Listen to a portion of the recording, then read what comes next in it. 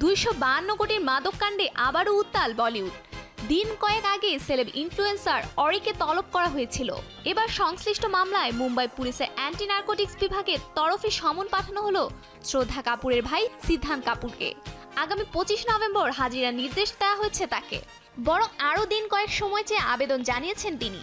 এমন আবহেই মুম্বাই পুলিশের তরফে তলব করা হলো শক্তি কাপুরের ছেলে তথা শ্রদ্ধা কাপুরের ভাই সিদ্ধান্ত কাপুরকে। 2024 সালের মার্চ মাসে তদন্তকারীরা সাংলি থেকে মেফিড্রোন বা এমডি নামে পরিচিত 125.14 কেজি মাদক বাজেয়াপ্ত করেছিল, যার বাজার মূল্য কমপক্ষে 252 কোটি টাকা।